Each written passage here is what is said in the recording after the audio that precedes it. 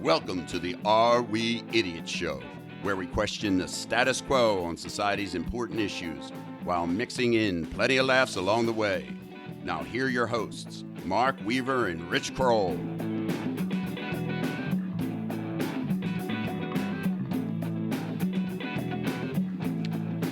Hello again, everyone, and welcome to another edition of the Are We Idiots Show.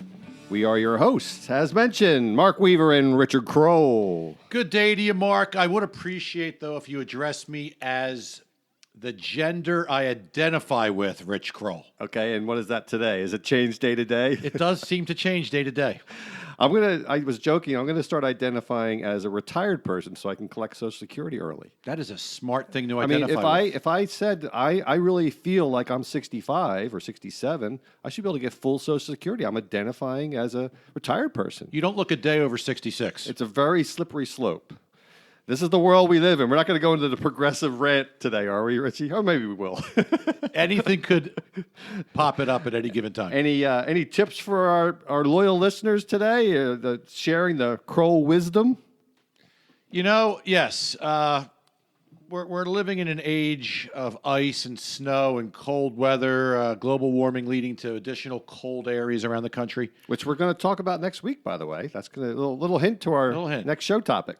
Folks, listen, don't be afraid to drive when the conditions are really rain and not ice and not snow. I just got stuck behind a lady in her Mercedes-Benz going 20 to 30 miles an hour because she believes she's slipping all over the place. You either are slipping or you're not.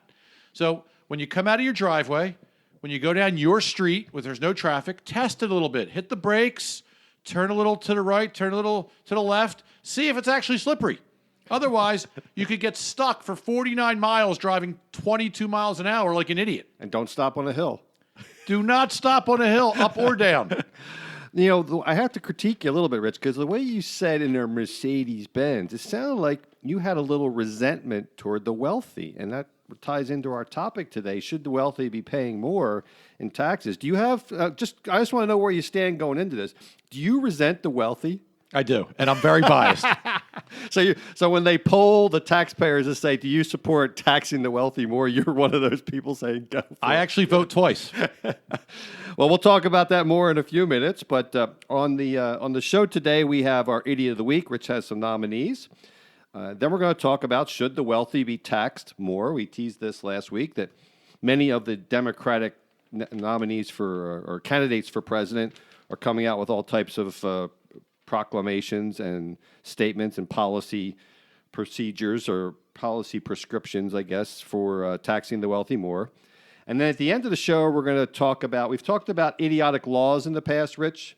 We're going to talk about idiotic taxes. So that should be fun as we close the show. But before we go to Idiots of the Week, I just want to remind our listeners, so we're in a new phase, and we're asking for some help in helping to grow the show.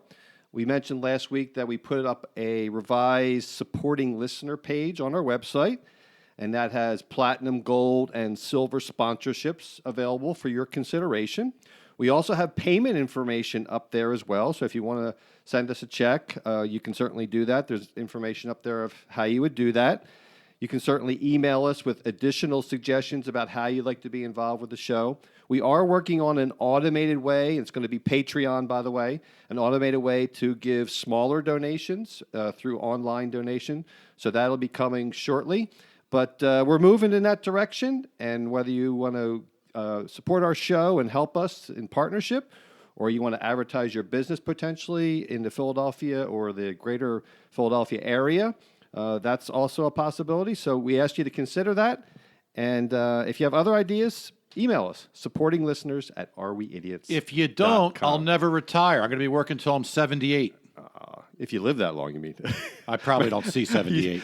You said you only hope for 10 more years of a happy marriage a few shows back. I was like, whoa, that's all you thought you might want to, all you were going to live? Remember that? Well, it's you because my life 10 more years. My life insurance expires on a certain date, which I have circled on my calendar. My wife's been sharpening objects in the house, waiting for that date. You'll definitely live at least 11 more years, Rich. Don't worry. Oh, yeah. Way more than 10. I'll probably die the day after my life insurance expires. All right. So, Richie, you have some nominees for Idiot of the Week. Lay 'em on me. So I have a group. I'm nominating a group and then a classic couple. So the first one is this. I don't know how many people are familiar with Chris Watts, but I'm going to nominate his fan club. It's not an official fan club, but it's a scary fan club. I must admit, I don't know who Chris Watts is. And you shouldn't, other than his horrific murders. But Chris Watts from Colorado was sentenced in November to 3 consecutive life sentences for killing his pregnant wife, Shannon, and their 2 daughters, Oh, my 4-year-old goodness, Bella it's a horrible and story. 3-year-old Celeste in mid-August. Because he had a girlfriend, right, or something? He had a girlfriend. He committed these murders due to his failing marriage over his obsession with his mistress. Right away. He just, we can't play God and judge the world, but this guy, it's hard not to. Now, I'm not even nominating him for Idiot of the Week because he would be despicable, hated person of the week. I am nominating his fans. Okay? Oh, my goodness. Most of you, I'm sure, are thinking, well, he sounds like a great guy and a great catch now that he's made himself single through his horrific murders of his family. Who would say that? You would think I'm being facetiously morbid, wouldn't you? Yes. But Watts is receiving love letters in prison from many women. Dozens of the letters to the 33-year-old were released by prosecutors. Here's an example of a few of them. Oh, my goodness. I'm going to be sick. I'm already sick. In my heart, I know you are a great guy, wrote a woman named Candace. If you do write me back, I'd be the happiest girl alive, that's for sure. She signed off with hashtags Team Chris, Chris is innocent, love him, and so cute. Of course, they know nothing about him other than he murdered his little babies and his wife. His pregnant wife. Another woman named Titania wrote, I find myself thinking a lot about you, and sent a photo of herself in a bikini. Oh, my goodness. Another woman named Kim wrote, I'm hoping to brighten your days. Yet another named Hannah wrote, I feel this connection to you. Many of the letters come with little hearts and X's and O's. I have a solution to this. Let them all go into jail with him. But They want to be with him, go to jail. this begs a bigger question. What? I mean, listen. What warped minds are out there? Yeah, but I'm very familiar with the bad boy type. Like girls who go for the bad boy type. You're very familiar with that? I want to hear more. That's another Another story explain for that another later. day. The point is, sometimes the guys with the tattoos on the motorcycle and the slick back hair, Jimmy Dean persona, the type of guy that's tough to tame. Women are attracted to that to try to be the one that can tame them. What in God's name would a woman want to do to try to tame a murderer of his wife and children? Like, what? Can anybody help me understand that? I like the nominee, though, because it makes you think of people that are truly idiots in varying depths. So this whole group of people that are trying to attract a murderer for a boyfriend, Okay. That's number one. Next This one has a more comical bent to it. Okay. A couple in Shanghai, China, went to rob a closed convenience store at night. And everything's recorded on surveillance video, so it's just classic. They were going to try to break into the store by each throwing a brick through the front glass door. The man went first, and his brick bounced off or didn't accomplish the task. The woman went second, and threw the brick directly into the back of her partner's head, instantly knocking him out. The woman then is caught on film as she kind of tries to do a fireman's hold and drag the guy from the front of the business around the side of the business to avoid getting arrested. This is all caught, and he's unconscious while she's dragging him. The Shanghai police said, if all thieves were like this, we wouldn't have to work overtime. The video's classic. The guy throws the brick and kind of dejectedly walks to the right, like he didn't complete the task. And the women, in full wind-up, as he's walking in front of her, she just throws the brick right in the back of his head. Well, I don't know if you remember, but during our thankfulness show, I basically claimed that I love bloopers. I love watching bloopers. I can sit and watch bloopers for hours. And my dad used to too. So I definitely inherited it, but I can laugh at bloopers all day long. You will love this one. You know what my favorite, just to get off topic a little bit, my favorite is when old people try to ride like a mini bike or a quad runner or something, and inevitably they end up in a bush or hitting a wall or going up steps. Oh man, that's funny. There you go. All right, which one of those two? So I can't give any kind of award to anything to do with that awful person, Chris, whatever his name is, anything to do with him. These women are sick. There's no other way to say it other than they're sick and demented. They're probably never left the house in the last 20 years. I don't know, but I can't give them anything other than my sympathies for being true morons and sick people. So I definitely want to give it to the young Asian Chinese. What was she? Chinese We'll person. call them the Wangs. Who will never be a major league softball pitcher. She hits her accomplice in the head with a brick. But I got to see. You got to send me that after I'll the send show. it to you. So you'll send the $1 to Mr. and Mrs. Wang? I'm going to send a yuan to them since they're in China. yuan. I'm showing off my knowledge of international currencies. All right, so we're moving on.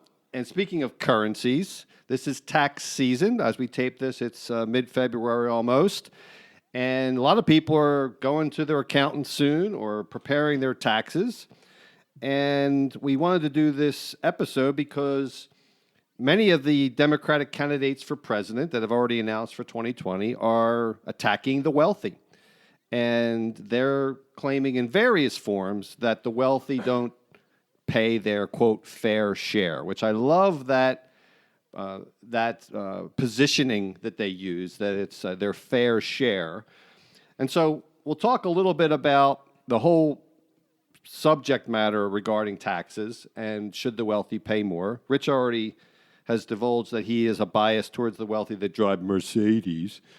But let's give a little history on taxes in this country real quick, just for understanding of the listeners. So first of all, as you know, the American Revolution was fought because of taxes that were deemed to be unjust by England on us. The Stamp Act, the Tea Act, the Sugar Act, all of them, if you read American history, led up to the American Revolution.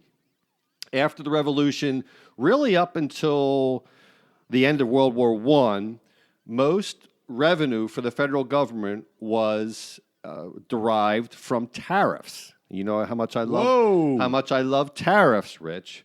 But tariffs are fine as a revenue generator if there's no income tax. So when we used to rely on tariffs, it was basically a form of consumption-based tax, but there was no income tax. So you don't do both, right? And tariffs do distort prices to consumers, and we know that. But back then, there wasn't a lot of infrastructure here to produce things. So anyhow, that's the way it was. And then in 1913, the 16th Amendment came in, and that allowed the federal government to assess put out taxes on income. And so just for a little context here, and this is why I am nervous about any new taxes that are being proposed, and some of them are on the estate tax, some are on wealth tax. Do you know what the tax rate was when income taxes first went into effect? If I don't, you're going to tell me, right? I am going to tell you. I do not know. Just take a guess. What the rate of marginal tax rate on the people that were being taxed? Guess what it 50%. was? 1%. 1%. 1% on the income over $3,000. Now, again, $3,000 back then was a lot of money in 1913. If you happen to make over $500,000 back in 1913, there was an additional 6% surcharge. So a total, if you're the richest people in the country, your total income tax was 7%. And that's the way it was sold. And this is why we have to be very careful when these people come and say, well, For example, Elizabeth Warren is saying, well, this wealth tax would only go on the people that make that have over $50 million of net worth. And most people say, that'll never apply to me. I'll never have $50 million. So tax those rich people. Well, that's exactly how the income tax was sold in the 16th Amendment back in 1913. And then what happened was once they established it, they just kept moving the bar, so more and more people got taxed and fed more and more growth of the federal government. So, do you dispute any of what I just said there, Richie? Well, why would I dispute fact? Although I am getting a little nauseous because I feel like I'm back in 8th grade social studies with Mr. Atkins. He's a good basketball coach, though. And great basketball coach, but having bad memories of history class. No, everything you laid out is accurate, factual, and so far so good. Okay, and then so real quick, we'll get him up to almost present day by two other key points in history. So a lot of these Democratic candidates that are coming out now are saying, well, the marginal rates used to be 90% back in the 50s in the Eisenhower administration. And so what happened was after the initial income tax came in 1913, the rates gradually went up, and the marginal assessment was lower. So more and more people were taxed all the way up to a 90% rate in the 50s. But here's the key point of that. The wealthy never actually paid that. The effective rate, even when the tax rate of marginal rate was 90%, the effective rate was only paid was like 42%. So what happens is, even though the rates are high, the wealthy adjust, and they create, instead of creating income, they make it capital gains. They create companies instead of being individual. Yeah, loopholes, and exactly they go on today. So that's that. And then the second major thing was during World War II, the federal government needed to fund the war. And they started withholding. This is where federal withholding came in. It used to be prior to World War II, you just had to send your tax money in on April 15th. But World War II, the government didn't want to wait for their money, and they passed a law saying, hey, we're just going to take it right from your check. So, and of course, no one complained back then because not half the country, but a high percentage of people were getting killed on the battlefield. And who would you be to say, oh, well, you can't, we're not going to contribute to federal, the war effort by letting them take money out of our checks? So it was a very sneaky way to get in the federal withholding, to take the money first, and then you got to fight to get it back. So key points in history leading us up to present day. How much of this do you already know that's in your head versus having to research? The dates I knew. But the percentages and all that stuff I didn't know. So I had good. I was going to say, I had to look up some. If this was all out of your head from personal interest, you'd be a bit of a weirdo. Oh, I am a weirdo, and it's because of my libertarian thing. I've always been fascinated why how we got here, and we dealt on another show about why companies pay health benefits, and that was also during World War II. We won't go into that today, but if you want to go back and listen to the why is they called health insurance show, I detail that. All right, so present day, Richie. Fair share. The top 50% pay 97% of all taxes. The top 5%, these are the top 5% of incomes. Top 5%, almost 60%. The top 1%, and these are people that make household incomes around $400,000, adjusted gross, they pay almost 40%. So 1% of the population pays 40% of total taxes collected. So the first question I'll ask you is, how do you define fair share? Well, when I hear the word fair share, the first thing that comes to mind, and maybe I'm different, is who's getting away with not paying their taxes through loopholes. Because for me, there's two ends of this. I've always been a big believer in the flat rate tax across all consumer goods, and that would eliminate this whole taxation problem. If we just had a flat rate, call it 10%, no income tax, but everything. A flat tax on income or a flat tax on consumption? Well, okay, now you're taking me back even further. Okay. I think consumption tax could replace income tax. I agree. And it would be proportionate to your earnings, where hypothetical numbers, 10% tax on anything purchased, and whatever percent goes to the government. Right. So and rich people buy a lot more stuff, so they pay a lot And more. rich people buy a lot more expensive stuff. So if Right. I decide to buy a Hyundai for 10 grand, I pay $1,000 in taxes. If somebody wants to buy a Ferrari for 200,000, they can pay their 20,000, and it's all proportionate to your income. And I think also Right. proportionally painful to your wallet. So that's Well, we one agree. step. We agree with that, but we're a long ways from We're that. a long ways from that. So I do believe in a flat rate for everybody because it's proportionate, right? Let's say it's 5%. If everybody paid 5% income tax, who could argue that about anything, right? If you make 100 grand, you pay 5 grand. If you make $1 million, you pay 50 grand. So and so.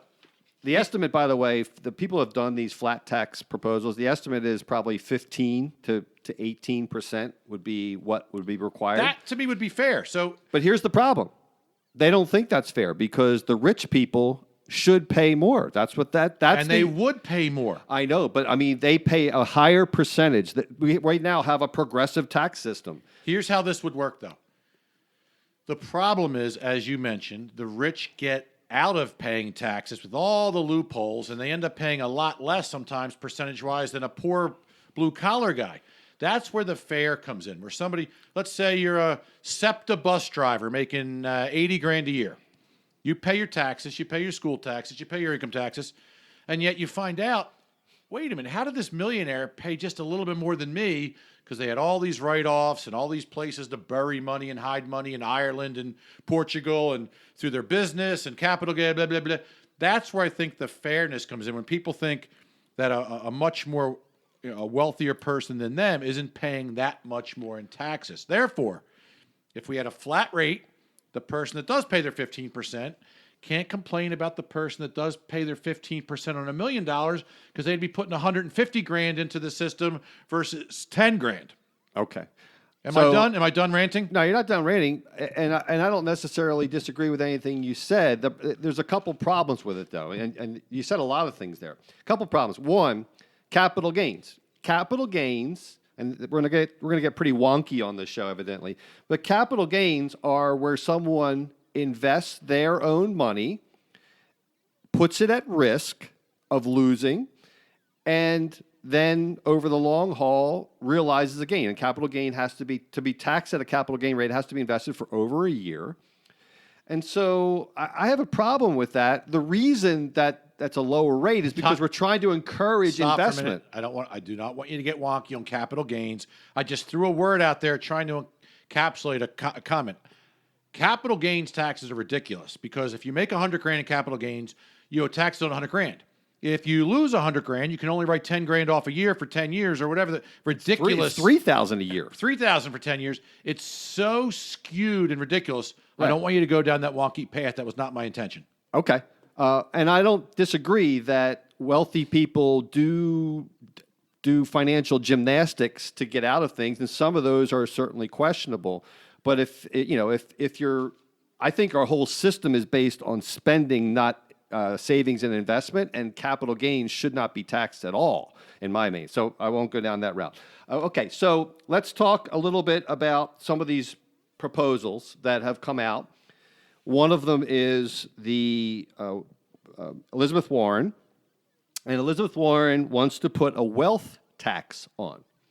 And her wealth tax, and I'm paraphrasing a little bit, there's some detail behind it, but essentially she wants to tax anyone over $50 million in wealth annually. So it's whatever it is, a couple of percent, I think it is, for just whatever you have. So their income getting there is already taxed at a high rate. We've already detailed what percentage the wealthy pay. Now there's a proposal that they want to actually tax the wealth that they have after it's already been taxed as income. Any thoughts on that? Well, this goes back to the famous saying out of Wall Street movie, how many yachts do you need to water ski behind? So if someone's making silly money and they've, hey, it's your money, take care of your family, take care of your children, take care of your grandchildren, your neighbors, your friends, whatever you want. But if you have silly money, and maybe 50 million isn't silly money in today's world, but if you're a billionaire. Who defines that, though? So if you're someone living on a garbage heap in Calcutta, what you and I have is silly money. Really silly. If you're living in a hut in Mississippi, someone that makes 50 grand probably is silly money to them. So I mean, that's the danger in that. I don't know. Yes, there's literal danger in it, but I'm speaking hypothetically, not to solve the problem right now with the amount. But there are certain amounts where it's hard to hear if a person's not charitable. I mean, you got guys like Bill Gates and Mrs. Gates and Warren Buffett, and they give hundreds of millions of dollars away. I think that's great. And if they can get out of paying taxes because they're going to use that money charitably, good for them. At the end of the day, they're still helping the poor and everything else that this is meant to help. Hold on. We're going to have a problem here. It sounds like you're going down the road of enough is enough. And I have a real problem with that because at what point do you believe that we, as a population, are entitled to other people's stuff? Why is it that we should have any right to anything that they buy that they have? The money's not going to me. Sure, it is. It absolutely is. If you're gonna propose taxing anything because they have enough, go to me personally? Well, because you benefit. Hell, explain how. Do you have a mortgage? Yes. Do you deduct the interest on your mortgage? Yes. Then you benefit. That's just one example How do I off the top of my head. from other people's money?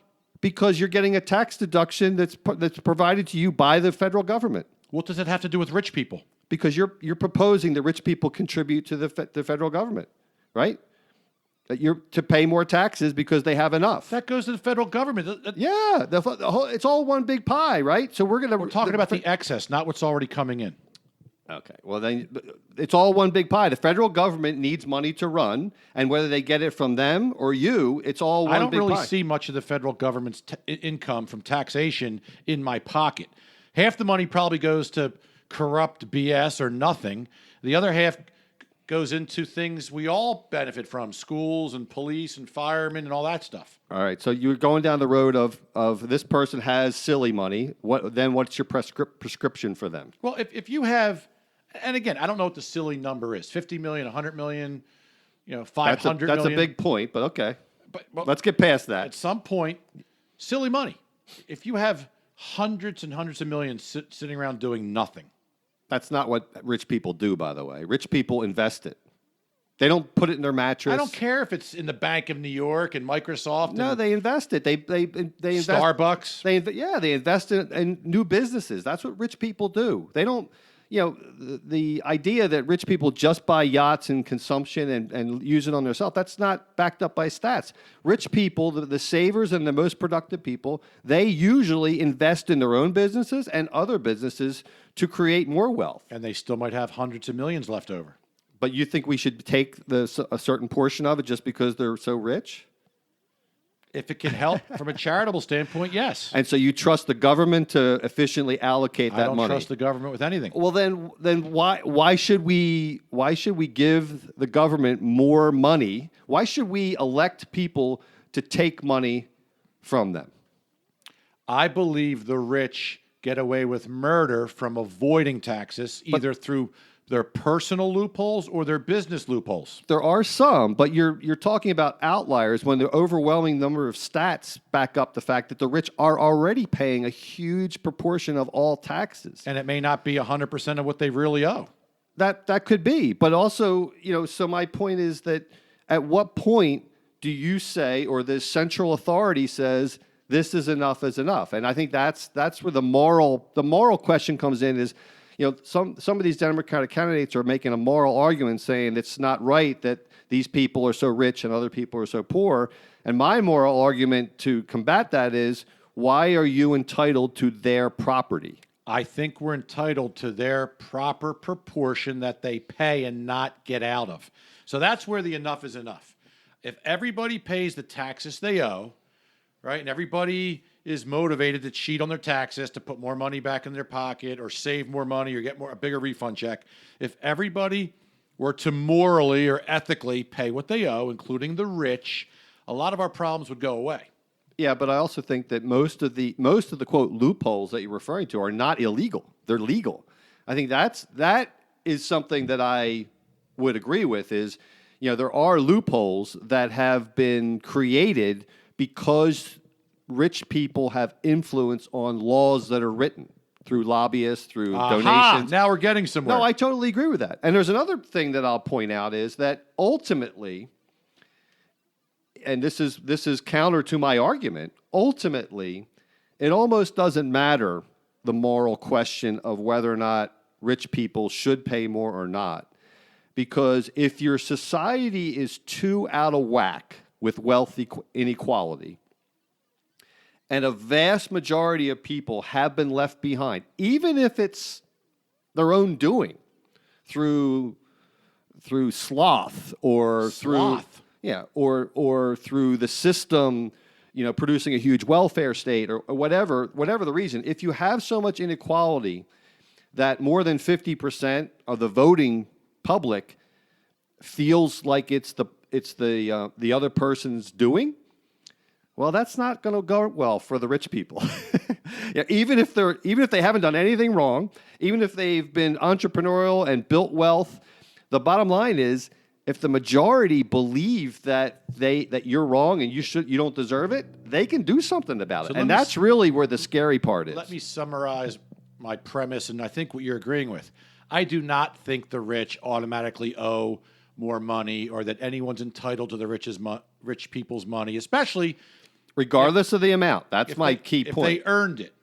A lot of these people are self-made, or it's their Almost money. all of them are self-made. There's very few crooks in there in the top. So I don't think anybody's entitled to that. That's their right as a capitalist in the United States. Go make as much money as you can. However, I do believe there are billions of dollars not being paid that should, whether Microsoft or some large corporation has a headquarters in Ireland and then gets out of paying $100 billion in business taxes. It's a legal loophole, right? But it's a stupid loophole that rich people have gotten the Senate and the House and our government to agree to. That's where I think the problem is. Well, and then just to take it one step further, and this is why I'm a libertarian, is I think there's a default mindset from people that the money is the government's, and the government gets to say how much you keep. And my default is the money is ours, just like all rights are ours, and we've allocated a certain portion of our rights to the government to administer. And I look at it that way, and that's why I think the government has grown, because we fed the beast. And that's why a lot of progressives and Democrats want to build the size of government, because they know that ultimately taxes will have to be raised to support that. And so this comes down to some of these loopholes. Yeah, that's the reason that they're taking advantage of it. But ultimately, if the government keeps growing and the debt keeps growing, then they're going to have to raise taxes. And most Democrats, at least, and certainly the Democratic Socialists, are fine with that. Let me give you one stat, Richie. I saw this guy threw a tweet out there. The answer from Bernie Sanders and Elizabeth Warren and AOC, Alexandria Ocasio-Cortez, they're these Democratic Socialists, and they want a big, huge government. And their answer always is, well, we're going to tax the wealthy more, right? Well, here's some stats for you that you'll like. So there's 550 billionaires in the U.S. Together, they're worth $2.5 trillion. If we confiscated 100% of their wealth, so $2.5 trillion, that would be enough to run the federal government for 8 months. Wow. So that's one stat, that when Bernie Sanders and Elizabeth Warren and AOC say, we just tax the wealthy more, that's the solution to the problem. Well, they're not being honest. Here's the other one, if I can find my notes here. So the 1%, the wicked 1%, and again, we've already mentioned, those are people making over $400,000. They control about $40 trillion in wealth. Medicare for all, which is what all these candidates want, the estimate on the low end for 10 years of Medicare for all is $42 trillion. If you confiscated all the wealth of the top 1%, that's $40 trillion. So just one program that they're talking about would not even be covered if you took all the wealth, not income, all the wealth from the top 1%. So it burns me up that our media does not do a good job of having follow-up questions with these people when they say these stupid things that they're going to tax the wealthy more and solve all these huge systemic problems. You're going to harm some of our listeners' ears by using words like burns. You're starting to curse on our show. Look, here's the situation. Some of these, and I'm not far left, I'm not far right, so I'm more in the middle, but a lot of these left-wing Democrats, they oversimplify everything to a staggering point. The wealthy make more money. The wealthy can afford to give up more of their money. Let's just tax the wealthy. Yep. They don't do, I believe they don't really do any deep, you probably did more research for this show than these idiots we elect in the House and Senate have done in their whole careers. Right. They oversimplify, and when you peel back the onion of simplification, right, it's not so simple. Right. So, and here's the next point I want to make. So, after this tax change last year, they eliminated the SALT deductions, state and local deductions, in blue states. A lot of the blue states were a hit because they had big taxes. And New York Governor Andrew Cuomo came out, certainly a progressive Democrat, came out 2 weeks ago and said, surprise, with the tax changes, a lot of wealthy New Yorkers are moving to Florida, and among other places, Texas as well, and they were going to have a revenue shortfall of $2.3 billion, and they're going to have to adjust their budget because the wealthy have moved because they could no longer take tax deductions on their state and local taxes. Surprise! And that's what I don't think these Democratic socialists get is there's a certain theoretical maximum percentage of tax that you can collect. I think over the history of our country, it's only been around low 40% is the effective tax rate that you can get. Anything beyond that, you think about it. If the government's going to take more than half of your income, would you have to question whether you're going to work or not? Because the government's going to take half of it. Why should I work? If you're a rich person and you have more than half your income taken from you, why would you even work? You already have the money. If you already have the money, most Right. people, as you've proven in previous shows, don't have the money. Only Right. But 1 out of 10 Americans has enough money saved for retirement. But your tax solution can't be on taxing the wealthy in, assuming that they'll continue to work. And my point is that just like New Yorkers and New Jerseys and Connecticut people that are rich move to Florida, well, guess what would happen if we started taxing the ultra wealthy? If Elizabeth Warren gets her way, or Bernie Sanders, by the way, wants to tax the estate tax to 77%. So if you're wealthy and it's over a certain period, I think it's $3.5 million, 77% of your wealth at death would go to the government. These people will move. I mean, that's what people don't understand. They'll move, they'll create trust, they'll avoid taxes because they're not going to do that. Doesn't that like ring true to almost anyone who's listening to this right now? Yes and no. Am I ranting too much? You're starting to rant too much.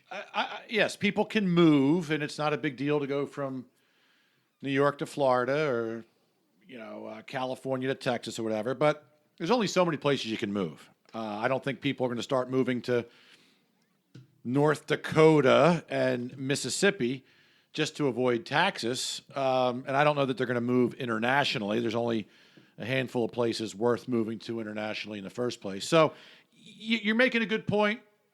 I think the bigger point is people will do whatever it takes to avoid. So what would be your number, Rich? What would make Rich Kroll take his family and move? What percentage of your income, if the government was taking it, what would cause you to move out of the country? What percent? A number where I could not afford to live here. So what would that be? I mean, is it 60%? Is it 70%? Well, we're already near 50% as it is, right? Pretty close if you get a big check. So, anything more than this would start to be very painful. So, Right. 60 to 70, but that's why it's not so simple, right? You got family, you got friends, you got Right. your children in school. Right. Bahamas is pretty nice and pretty close, by the way. Can you earn a living selling pineapples on the beach? The opportunities dry up dramatically too internationally. So you'd have to really weigh out all the options. It'd be a very in-depth study. That's why the government's kind of got us by the cojones. Oh yeah, They know 99% of all people are not moving or definitely not moving out of the country, so we're held hostage. Right. And we've already talked on a previous show. We did a show last fall on the rise in the interest of socialism. You can go back and listen to that. And we talked about the fact that free market capitalism has lifted more people out of poverty globally in the last couple hundred years. It's been almost a line straight up from thousands of years of history of subsistent living.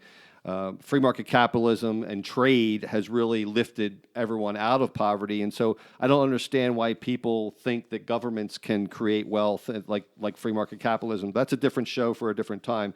Let me just highlight this because this will lead into our discussion about next week. So this AOC, Alexandria Ocasio-Cortez, this congressman from New York who was a bartender, is now our thought leader for the country. I guess I shouldn't disparage bartender like that. I know some very smart bartenders that give great life advice. She hasn't done a whole lot prior to being our thought leader in Congress now. But anyhow, she came out with this Green New Deal a couple weeks ago or a week ago.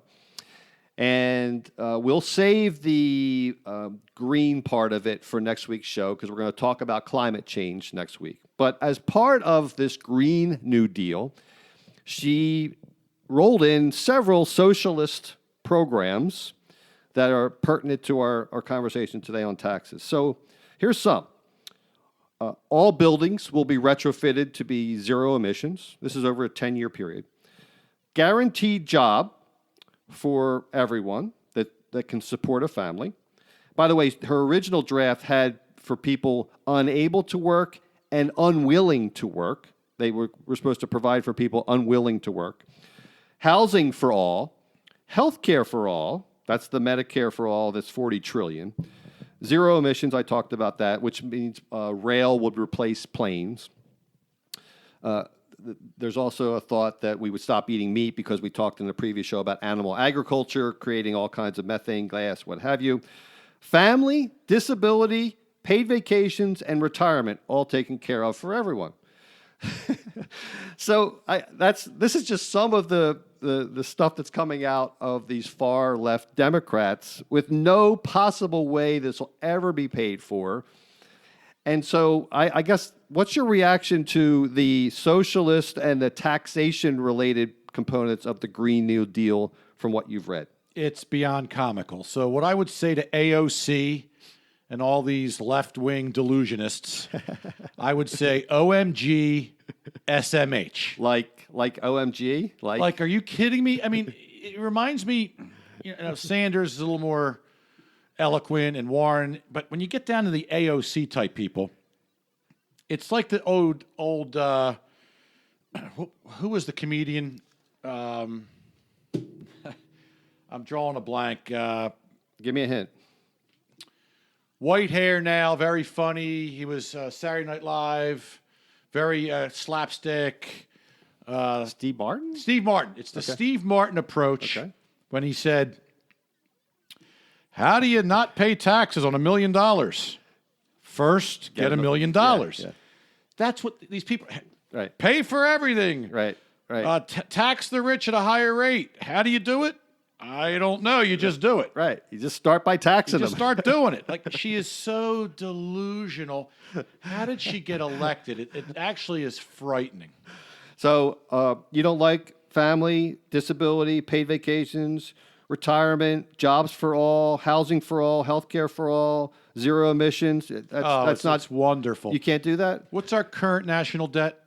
It's going to hit $22 trillion here any day. And her program will be at $100 trillion. And by the way, that is how she proposed to pay for it all. Just print money.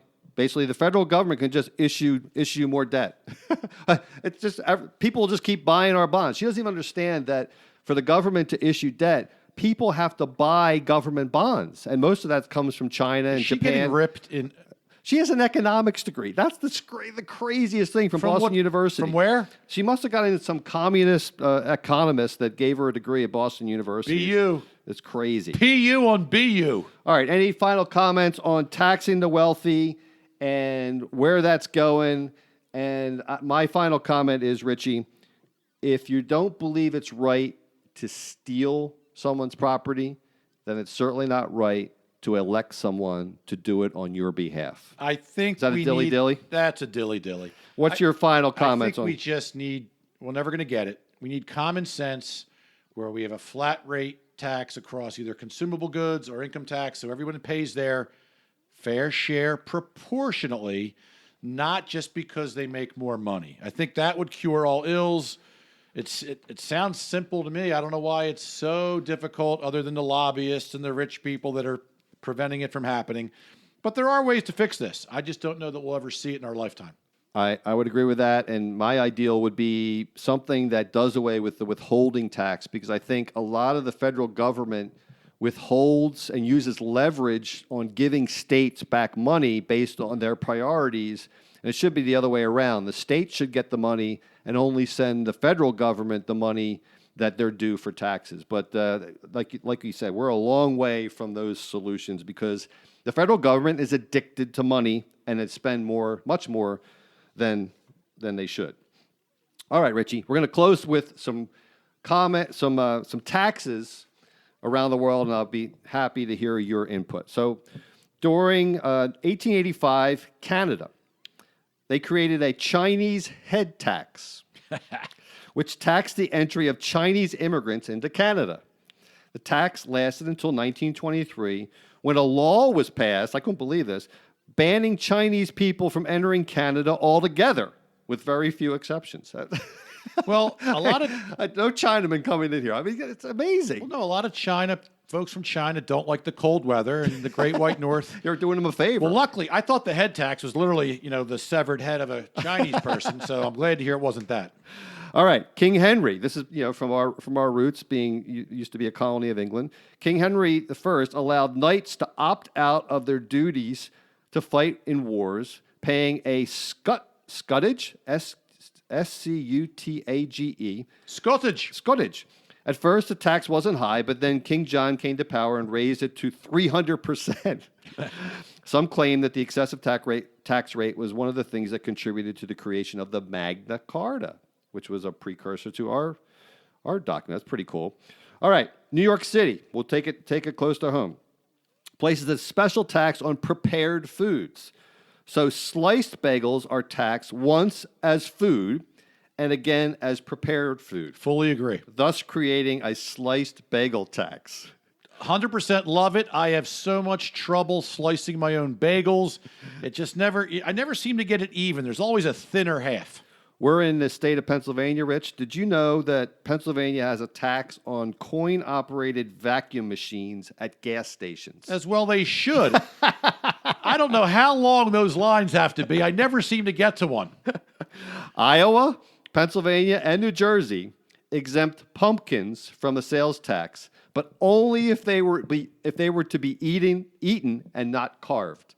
So if you carve a pumpkin, you owe a tax. I have a major problem with that because I love carving pumpkins, and that's not fair. And you're very artistic, so you're probably pretty good at it. Tennessee. In 2005, Tennessee began requiring drug dealers to anonymously pay taxes on any illegal substance they sold. Great idea. I mean, most of the drug dealers I know, they often say, why can't I just hand my money to people without asking? And I'm sure they self-reported that, right?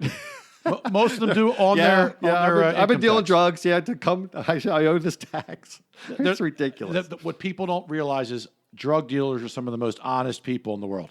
They should be. In Chicago, candy that is prepared with flour is taxed as food at 1%, while candy that is prepared without flour is taxed as candy at 6.25%. Well, there are some merits to flour. You'll like this one, That's a Richie. weird one, by the way. Kentucky levies a sales tax on thoroughbred stud fees, whether the horses were in the Derby or not. Oh, I thought you meant on good-looking guys down in Kentucky. No, that's interesting. Good thing that they didn't have that in our day. One more. In New Mexico, people over 100 years old are tax exempt, but only if they are not dependents. So that meaning that their 125-year-old mom or dad is not around? I guess if you could be a dependent for your children, we're claiming you as a dependent if you're living with them and what have you. So I guess that's where it came from. These are great rules. Are you sure AOC's relatives didn't come up with some of these? No, it's strange, some of the taxes, but anyhow, I thought you might be interested in that. All right, folks, next week, we already talked about it. We're going to talk about, actually, in 2 weeks, we're going to talk about climate change. Next week, we're going to talk about helicopter parents. We talked about this a couple weeks back, and some of the millennials and Gen Zs get a bad rap, and Rich is particularly hard on the millennials, but we're going to blame some of the baby boomers next week, talking about helicopter parents. This is loosely based on a book by Jonathan Haidt. We'll talk about it next week. And please remember, if what you see or hear sounds idiotic, then we're just the guys to help you sort it out. See you all next episode. Take care. Thank you for listening. Please download, subscribe, share, and review on Apple Podcasts, Spotify, Stitcher, Google Play, and also our website.